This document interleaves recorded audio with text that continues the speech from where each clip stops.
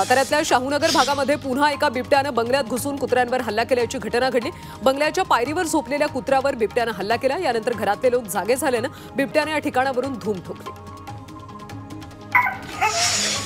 शिमल्यामध्ये पावसाचा कहर पाहायला मिळतोय। पावसामुळे 5 मजली इमारत कोसळली। अवघ्या काही क्षणात ही इमारत पत्त्यासारखी कोसळल्याची दृश्य कॅमेऱ्यात चित्रित झाली।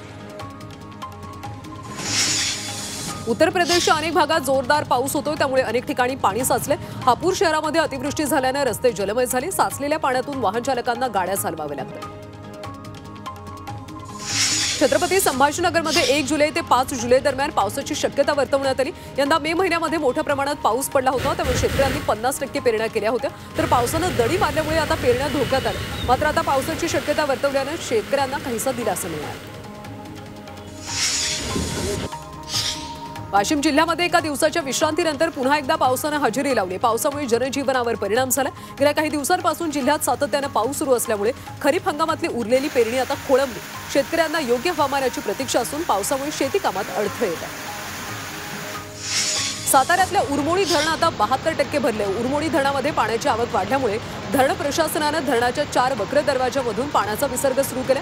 धरणातून 1500 क्युसेक आणि पायथा वीजगृहातून 500 क्युसेक पाण्याचा विसर्ग सुरू करण्यात आला। जालन्यामध्ये पावसाने पुन्हा विश्रांती घेतल्याने शेती मशागतीला वेग आलाय। अनेक ठिकाणी कपाशीची खुरपणी सुरू आहे। त्याचबरोबर सोयाबीनवर औषध फवारणीची कामं सुरू आहेत। मात्र अनेक भागात अद्यापही पाऊस नसल्याने पिकांची वाढ खुंटली आहे, त्यामुळे शेतकरी आता पावसाच्या प्रतीक्षेत आहेत। पुण्यातल्या जुन्नरमध्ये भात शेतीची कामं रखडली आहेत। समाधानकारक पाऊस नसल्याने आदिवासी शेतकऱ्यांची भात शेतीची कामं रखडली आहेत, त्यामुळे या परिसरातले शेतकरी आता पावसाच्या प्रतीक्षेत आहेत। वाशिममध्ये यंदा पेरण्यांना उशीर झालाय, तर आतापर्यंत केवळ 38% क्षेत्रावरच पेरणी पूर्ण झाली। पावसामुळे शेत ओली झाल्याने शेतकऱ्यांना पेरणी करता येत नाही, त्यामुळे पेरण्या रखडल्या असून शेतकऱ्यांच्या चिंतेत वाढ झाली। सांगलीच्या शिराळा तालुक्यातल्या चांदोली अभयारण्यामध्ये 7000 बियांचं रोपण करण्यात आले। आरळा गांधी सेवाधाम माध्यमिक आणि उच्च माध्यमिक विद्यालयातल्या विद्यार्थ्यांनी हा बीज रोपणाचा उपक्रम राबवला। फणस, आंबा, जांभूळ, चिंच, हिरडा अशा अनेक झाडांची बीज विद्यार्थ्यांनी लावली।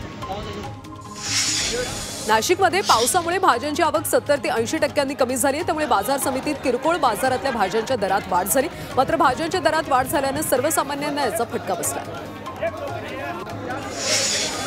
नाशिक जिल्ह्यासाठी फळ पीक विमा योजनेअंतर्गत लिंबू, सीताफळ, चिक्कू, डाळिंब, पेरू, द्राक्ष या फळ पिकांचा समावेश करण्यात आला।